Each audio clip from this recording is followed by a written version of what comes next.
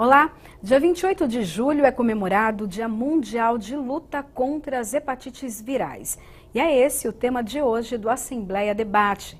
Para essa conversa, nós recebemos a doutora Maria Beatriz Souza Dias, infectologista do Hospital Sírio-Libanês, também Silene Caminada, diretora do Programa Estadual de Hepatites Virais, e Eduardo Lima, que é coordenador do Programa Hepatite Zero da ABPH, que é a Associação Brasileira dos Portadores de Hepatite. Olá, sejam todos bem-vindos aqui à Assembleia Legislativa, programa Assembleia Debate. Bom, doutora Maria, eu queria que a senhora falasse um pouquinho para nós o que é a hepatite. A hepatite, sensu lato, né, é uma inflamação das células do fígado. Então, o fígado tem uma estrutura complexa, mas o que faz o fígado funcionar são pequenas células chamadas hepatócitos. As hepatites são inflamações desses hepatócitos, que pode acontecer, e principalmente pelas hepatites virais, das quais a gente vai falar hoje, pode acontecer por outros vírus, por exemplo, o vírus da febre amarela, o citomegalovírus, algumas outras doenças virais tipo mononucleose, por exemplo. Pode acontecer por agressões tóxicas, com medicamentos que a gente usa normalmente, que podem afetar o fígado, e podem acontecer também por envenenamentos. Existe uma série de causas das hepatites, podem ser inclusive autoimunes, quando o próprio sistema imunológico da pessoa agride o fígado. Mas uma das causas mais comuns, e que são aquelas que a gente vai conversar hoje, são as hepatites virais, tipo a hepatite A, B, C e D. Uhum.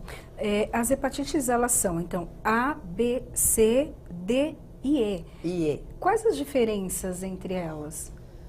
Bom, primeiro que assim, a hepatite, como a gente conhece ela, né, que é aquela hepatite que demonstra uma fase aguda, é aquela onde a pessoa fica amarela, tem em geral antes de ficar amarela, tem um quadro de febre, enjoo, vômitos, dores articulares, e depois a pessoa fica amarela, a urina fica escura, as fezes podem ficar esbranquiçadas.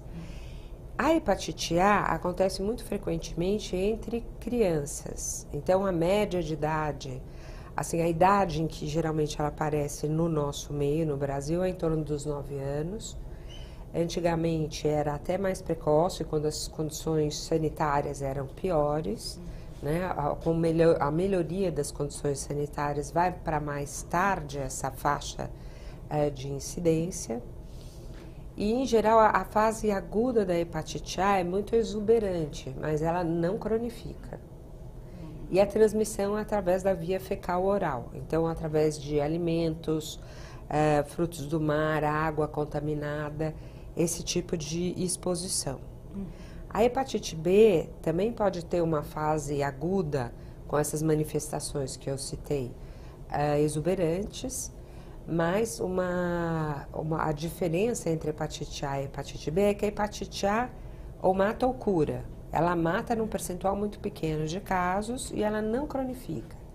Já a hepatite B pode cronificar. Então, mais ou menos 10% das pessoas que apresentam a hepatite B cronificam a doença. E a hepatite C é uma hepatite que raramente tem uma manifestação clínica como essa que eu descrevi na fase aguda. Ela, em geral, é silenciosa, mas em torno de 60% das vezes ela cronifica. Então, o fígado não fica com um grau de inflamação tão exuberante que a pessoa apresente esses sinais que a gente comentou, mas ele vai tendo uma inflamação crônica de menor grau e que vai redundar em complicações mais tardias. A hepatite que a gente chama de hepatite D, que tem uma baixa incidência, ela só incide naqueles indivíduos que têm hepatite B, e a hepatite E tem características similares da hepatite A e formas de transmissão similares, mas ela é muito menos disseminada do que a hepatite A.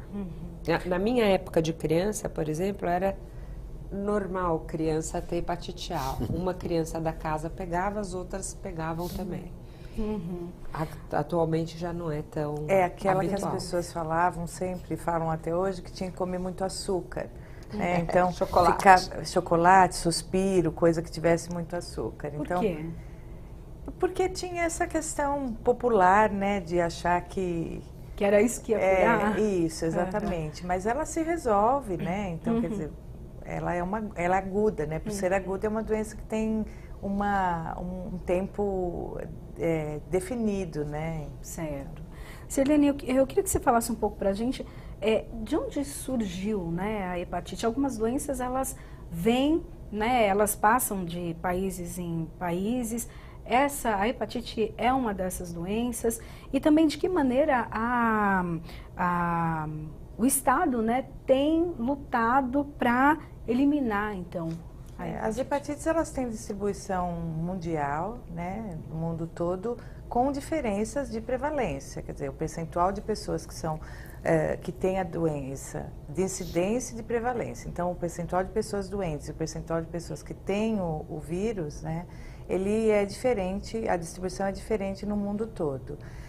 No Brasil, a gente tem principalmente hepatite B e C, né, hepatite delta no norte do país, e as agudas com a melhora do saneamento básico, uma incidência menor. As hepatites, elas são conhecidas há algum tempo. A hepatite mais nova de toda essa sopa de letrinhas que a doutora Beatriz falou é a hepatite C, né, que é a gente conhece essa hepatite por esse vírus há menos tempo, né, no final da década de 80, e é uma das hepatites pela descrição que ela fez, né, pela possibilidade de cronificação em 60% dos casos, atualmente é um dos principais problemas de saúde pública no mundo, né, inclusive no Brasil. Então, e não tem vacina.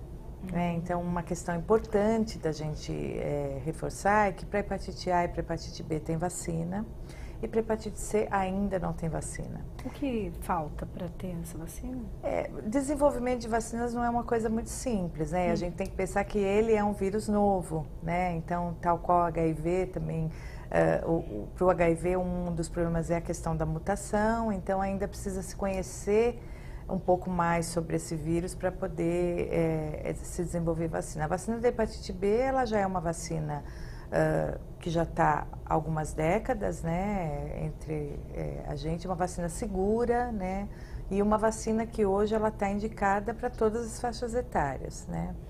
Então, assim, para doença que tem vacina, né, é a vacina, então incorporar no calendário vacinal da criança, né, que é o caso da hepatite B, desde o final da década de 90 ela está incorporada no calendário, então a gente tem hoje uma geração, né, livre de hepatite B por conta da vacina de hepatite B. Então isso é muito importante.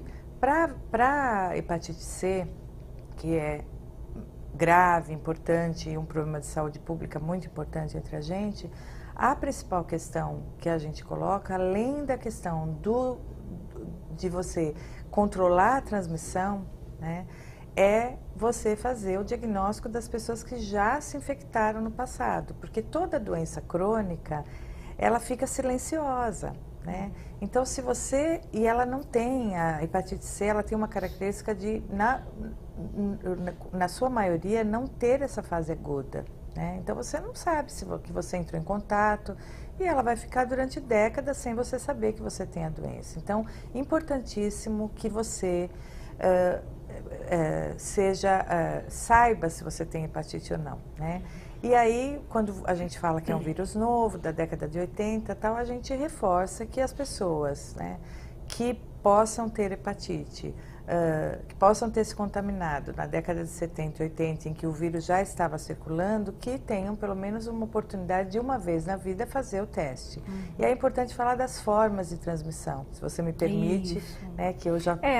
A pergunta seria essa mesma, as formas de transmissão e também se por serem, né, diferentes, A, B, C, D e E, se as formas são diferentes também de contágio, ou não, sempre o contágio é o mesmo. Em relação à hepatite A e E, a doutora Beatriz já falou, né, elas são parecidas, então, além de ter a característica de serem doenças agudas, a transmissão é fecal-oral, né, então ela já detalhou. Então, o cuidado é com Saneamento básico. E a questão da manipulação de alimentos e controle de quem manipula alimentos, porque pode haver alguma possibilidade de transmissão nesse sentido. Em relação à hepatite B, a hepatite B ela é considerada uma IST. Né? A gente falava antigamente em DST, que eram doenças sexualmente transmissíveis. Hoje a gente fala em ISTs, infecções sexualmente transmissíveis. Então ela é considerada uma IST. Essencialmente, a hepatite B, ela é transmitida de forma sexual. Ela pode ser transmitida, ter as outras formas de transmissão sanguínea, mas ela é essencialmente de transmissão sexual. Todos os vírus, tanto o vírus hepatite B quanto C, eles podem ser transmitidos de forma, por transmissão sanguínea, né? E o vírus hepatite C, ele é essencialmente de transmissão sanguínea. Também pode ser transmitido por transmissão sexual, mas ele é essencialmente transmitido por transmissão sanguínea. E aí, o que é a transmissão sanguínea? Então, ele pode ser transmitido através de uma transfusão de sangue, através de um procedimento médico, cirúrgico, odontológico, que envolva instrumento que possam ter sangue que tem o vírus, né? Então, isso é muito importante. Então, quando a gente vai no dentista, né, não é à toa que tem tanto controle com todo o instrumental odontológico o cuidado com o local que você está sendo atendida, o uso de luvas. Então, isso é muito importante. Isso é essencial para a transmissão de várias doenças, inclusive da hepatite. Outra questão importante em relação à transmissão sanguínea é o uso de objetos, compartilhamento de uso de objetos pessoais, né? Então, escova de dente, lâmina de barbear, as mulheres que adoram fazer manicure, pedicure, o alicatinho de unha, né? Então, é importante que todo mundo saiba como se transmite esses vírus e possa estar ciente de como fazer a prevenção. Para a hepatite B, então, tem vacina, né? O que é importante. Para a hepatite C é conhecer as formas de transmissão. Né, para poder evitar o contágio. Até nós conversávamos, né, nos bastidores, a Silene até comentou que o ideal é que se faça o exame, principalmente quem está ali na faixa dos 30, 40 anos, por conta até de que antigamente não se usava tanto material descartável. É isso, doutoras? Até as injeções, elas tinham injeções em vidro, né? Na minha época de internato e residência, que foi comecinho dos anos 80, as seringas que eram utilizadas, inclusive no hospital, eram seringas de vidro que eram esterilizadas em autoclave. As agulhas também não eram descartáveis. Então, não só nos hospitais obviamente tinha um cuidado muito grande com relação à esterilização desse equipamento, mas de uma forma geral, se você ia tomar vacina, alguma injeção numa farmácia, ou mesmo, eu me lembro, meu pai era médico, ele dava injeção na gente em casa. A vizinha. Então, às vezes era uma fervura que se fazia, né, desse equipamento, então não era um material descartável. Então, as pessoas que foram expostas a isso, que é a geração mais ou menos entre 40 e 60 anos hoje em dia, pode ter adquirido por esta via, por exemplo. Mas eu queria enfatizar também que um percentual grande das hepatites C não se conhece bem qual foi a forma de transmissão. Exatamente, né? Isso é importantíssimo. Eu trabalhei no controle de infecção do Hospital Sírio-Libanês por muitos anos e nós tivemos alguns casos que não tinham recebido transfusão e que depois, ou que tinham recebido transfusão dedicada, quer dizer, alguém da família tinha dedicado, porque isso foi na época que começou o HIV, então ninguém queria tomar sangue que não soubesse de quem era. E nós tivemos alguns casos de hepatite C que apareceram no pós-operatório de alguns pacientes que não receberam sangue. Recentemente eu tenho um paciente que é HIV positivo, que foi operado num hospital da cidade, um excelente hospital, que apareceu com hepatite C no pós-operatório também. Então, como a Sirlene levantou, que eu acho que é importante enfatizar, às vezes não é fácil você saber qual foi a forma exata de aquisição. Mas você sabendo que pode ser transmitido de pessoa a pessoa por equipamentos ou por instrumentais que foram usados não só dentro do hospital, mas em outros locais, é importante você ter a preocupação de se assegurar de que o equipamento que está sendo usado em você passou por uma esterilização adequada ou então é descartável, né, de uso único. Desculpe, eu acho que eu fugi da sua pergunta. A gente estava falando dessa questão dos contágios. Acho que vale chamar a atenção, só para fechar essa questão da transmissão, a questão de tatuagem e piercing. Né? Eu acho que também uma coisa que está muito em voga que é a acupuntura. Né? Então, tomar cuidado com relação nesses ambientes não hospitalares, embora a transmissão possa ocorrer no hospital, nesses ambientes não hospitalares, se o material que está sendo usado em você foi de fato esterilizado ou é descartável. Ou é de uso individual. Então, porque tem a questão do sangue, né, que você comentou. Exatamente. Que o vírus, então, por exemplo, até o HIV, né, que você havia comentado, ele pode morrer rapidamente, né? Mas o da hepatite não, ele é bem resistente. Os vírus da hepatite, né, eles ficam muito tempo no ambiente, né? Então, assim, pensar que a gente está falando de um vírus que ele pode ser transmitido pelo sangue, qualquer procedimento que envolva, né, furar a pele e acessar a camada que possa ter sangue. Exatamente, que possa ter sangue, é uma possibilidade de transmissão desses vírus. Então, quando a doutora Beatriz ela fala essa questão de que muita gente não sabe, isso é fato, né? E a gente, que trabalha no programa de hepatites, a gente pede para investigar de novo, tal.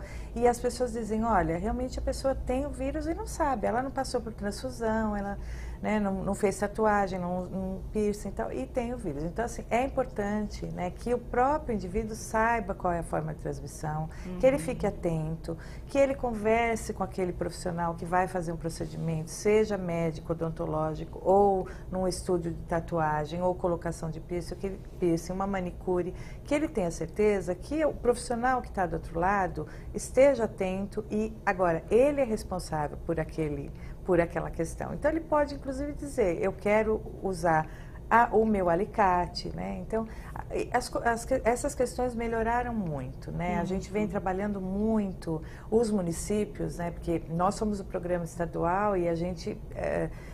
nós somos responsáveis mais pelas diretrizes, né? Mas as ações de prevenção, elas acontecem nos municípios, isso é importante dizer. A responsabilidade se dá no município.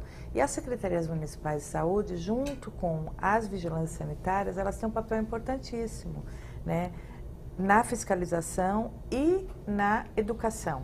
Né? Então, é muito importante que esses estúdios de tatuagem, os estúdios que fazem piercing, eles estejam de acordo com as boas práticas em relação ao uso de equipamentos. A senhora falou do sangue. No caso dos mosquitos, por exemplo, pernilongos, né, que a gente já sabe que tem outras doenças que são transmitidas também por esses condutores, né? Pode-se dizer dessa maneira. A hepatite também? Não, os vírus da hepatite não precisam de vetor. Aí eu posso deixar para a doutora Beatriz falar, mas a princípio essa é a questão. Não... Eu me lembrei a questão que eu comecei a falar é a seguinte.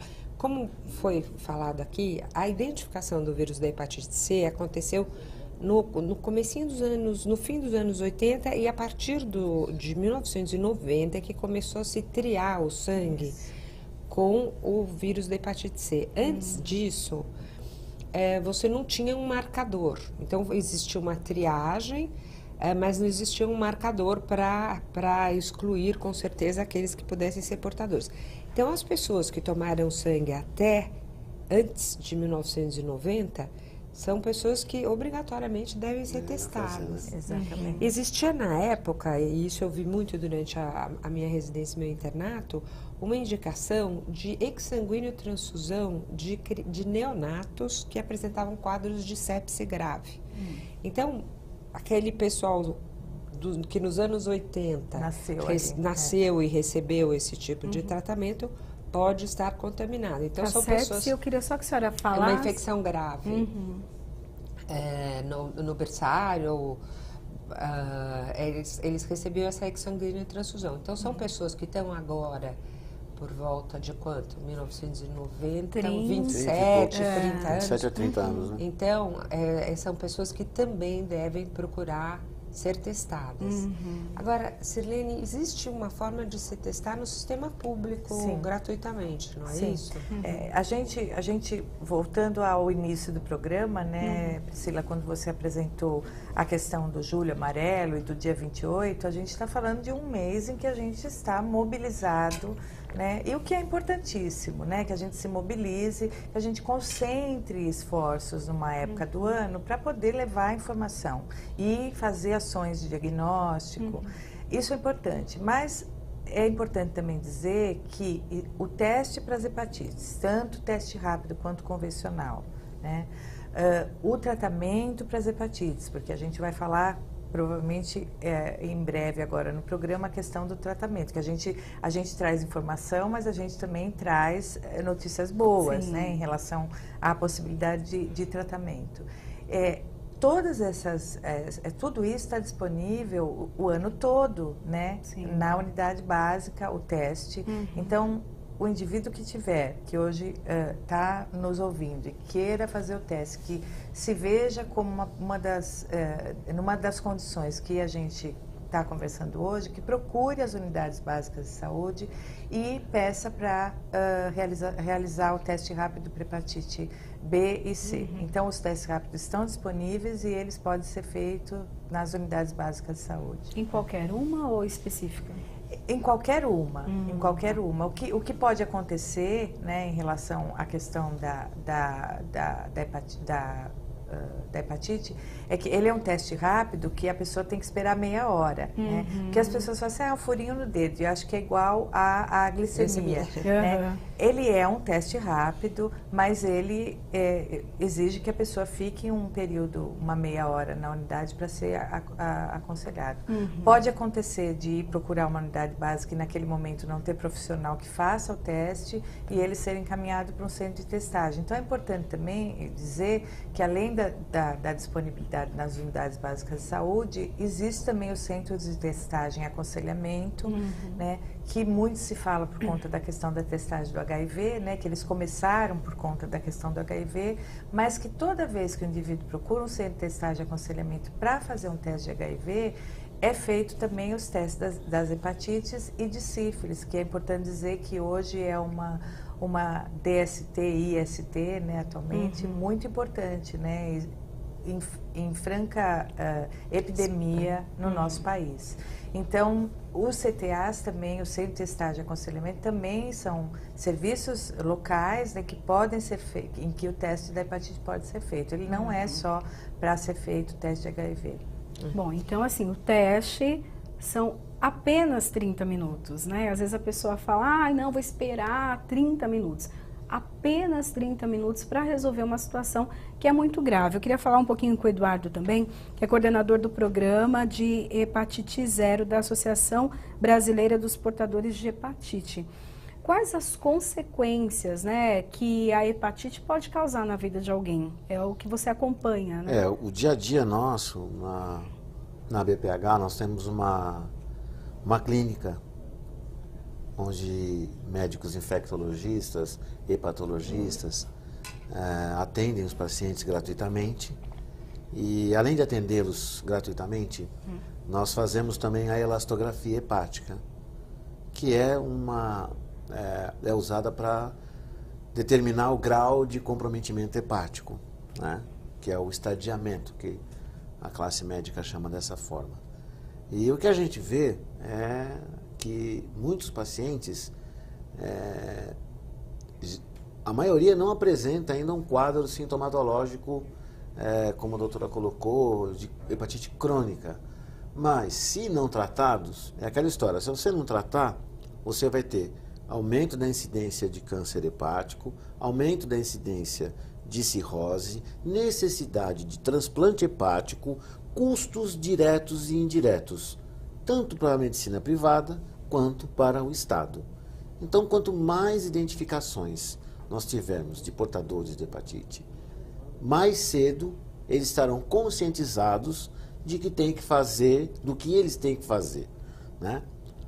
O que nós fazemos lá é basicamente atender esses pacientes, fazer a elastografia e fazer também alguns testes rápidos. Em alguns momentos do ano a gente faz teste rápido também, em áreas públicas, né? Graças à parceria com o Poupa Tempo, que é uma unidade, são 10 unidades aqui em São Paulo que a gente está fazendo, terminal rodoviário, enfim, locais onde você pode, onde as pessoas passam e pode se interessar em fazer o teste. O que a gente tem visto é um número perto da estatística que a gente tem visto nos Estados Unidos. Embora no Brasil a gente tenha muita coisa boa, a gente tem um programa de hepatite muito bem desenvolvido. Nós somos um dos únicos países do mundo que dispensa medicamentos de alta complexidade gratuitamente para esse paciente, né? Eu estive agora em Atlanta e nós estávamos conversando e tal, falando que na verdade a gente faz uma parceria com o Rotary. Então nós fomos a Atlanta, onde estava tendo uma convenção do Rotary, e conversando com pessoas lá, eles não têm cobertura, o medicamento não tem cobertura pelo sistema público, o sistema de saúde deles lá, que é o Obamacare, não sei o quê, não sei em detalhes como ele funciona, mas de qualquer maneira, mesmo um país altamente desenvolvido como os Estados Unidos, não oferece para o paciente aquilo que o Estado brasileiro tem oferecido a ele, né? Então, eu vejo que o Ministério da Saúde e através das secretarias de Estado e de município tem entendido e tem agido muito prontamente para que as coisas aconteçam. A gente é muito crítico das coisas, mas a gente também tem que dar o ponto quando ele acontece. O Estado tem patrocinado, tem dado, e o custo do medicamento é caro. Eu acho que uma pessoa física não teria condições financeiras de bancar um tratamento. Olha, eu acredito que tem uma faixa de 250 a 300 mil reais de tratamento. Se a pessoa for fazer, pagando, ela comprando. O Sistema Único de Saúde, né, já falando do tratamento, o tratamento para hepatite C, que é esse tratamento que ele está falando, é um tratamento caro, né? E ele foi incorporado, as drogas são novas, então assim, sempre teve tratamento para hepatite, tá? Tanto para hepatite B quanto para hepatite C. Só que os tratamentos para hepatite C, especialmente, usavam drogas que, elas, além de terem uma taxa de cura que era menor que 50%, então das pessoas que começavam o tratamento, metade elas não se curavam, conseguiam se curar, tinha um problema principal em relação a esse tratamento, que eram os efeitos colaterais. Então, a pessoa começava a fazer o tratamento para hepatite e ela tinha assim, um sofrimento em relação aos efeitos colaterais que era muito grande. Então, muita gente criou assim digamos assim, um trauma em relação ao tratamento. O paciente criou um trauma. Então, só completando o que você está falando, você imagina, a pessoa não tem sintoma, né? Isso. Está muito bem vivendo a sua vida, tudo bem, de repente ele descobre que tem o vírus. E aí entra com uma medicação que não é mais, né? É muito, com efeitos adversos muito expressivos. Então, isso está no passado, a dificuldade que ele tinha era essa. Hoje, com a incorporação dessas novas tecnologias, inclusive a própria incorporação da elastografia hepática, que não depende mais da biópsia, porque antes era necessário a biópsia. Agora não, agora pode ser a biópsia, sim, mas pode ser alternativamente um outro método. Então, toda essa incorporação de novas tecnologias, novos medicamentos, por parte do Ministério da Saúde, é que está permitindo que nós tenhamos um número grande de pessoas que estão sendo tratadas com uma taxa de cura muito mais alta do que é no passado e num tempo também, um tempo de tratamento mais curto, né? Então, voltando a falar do preço, Uhum. né? Então, assim, realmente é um tratamento, são drogas que são drogas novas, né? Com preço alto. O Ministério da Saúde começou a compra em 2015, então existe um protocolo para tratamento, isso é importante dizer, né? Nós, a Secretaria Estadual, quem define o protocolo é um comitê e o Ministério da Saúde, porque depende tanto da questão científica e da droga ser boa ou não, mas depende de uma questão financeira, né? Precisa ter financiamento para comprar. Então, o Ministério, em 2015, e ter vontade política, né? O Ministério, em 2015, então, incorporou essas drogas, fez um protocolo, o protocolo está fazendo 2 anos, né? Amanhã, dia 28 de julho, ele faz 2 anos.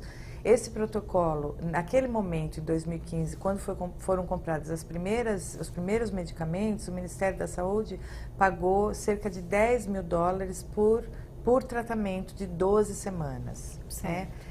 Só que, felizmente, né, novas drogas estão chegando no mercado, né, estão sendo desenvolvidas e chegando no mercado, sendo submetidas à aprovação da Anvisa, e isso faz com que o mercado se movimente e a negociação para que, se você conseguir comprar mais, você diminua o preço com a indústria farmacêutica. Então, agora, a notícia que a gente tem do Ministério da Saúde é que a última negociação e compra do Ministério, o tratamento está menor que $5 mil, né? Então, pouco menos da metade do que foram as primeiras compras, e novas drogas chegando e novas drogas sendo incorporadas. E a melhor notícia, né, além da questão de você ter um preço menor, que são 2 notícias. A primeira é que hoje mais de 90% das pessoas que começam o tratamento são curadas, né? Então, hoje, para hepatite C, você fala em cura, né? E a segunda notícia, que é importantíssima, né, é que com pouquíssimos efeitos colaterais. Então, a gente tem muitos relatos em relação a pacientes que trataram, né, de vários serviços e que trataram muita gente, né, eu já vou falar o número, e que essa pessoa, ela fica um pouco reticente no começo, porque a experiência dela é aquela do passado, de ter sofrido muito, né? E muitas vezes, no final do sofrimento, o médico fala, olha, infelizmente você não está curado. E ele vai para esse tratamento reticente, começa a tomar um remédio e fala assim, isso aqui é a maravilha, porque eu não sinto nada, né? O tratamento dura 12 semanas ou 24, depende do grau e do tipo de vírus, porque é importante dizer que o vírus, ele tem vários genótipos. Então, tem o vírus C, além de tudo, ele tem algumas famílias, digamos. Então, tem o genótipo 1, genótipo 2, até 6, né? Então, tem vários genótipos. Então, depende do genótipo e do tipo como a doença está se manifestando naquele indivíduo, ele vai tomar por 12 ou 24 semanas, né?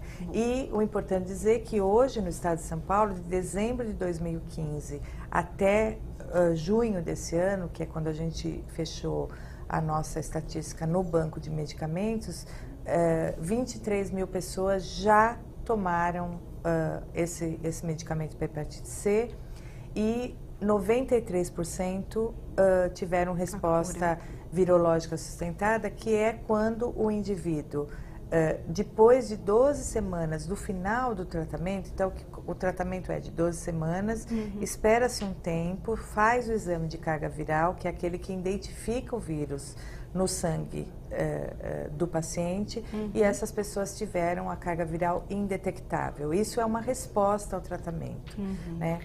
Então, nós vamos aproveitar essa boa notícia, né, porque é um índice muito alto. Nós vamos para o intervalo bem rápido, daqui a pouco a gente volta para falar mais sobre a hepatite.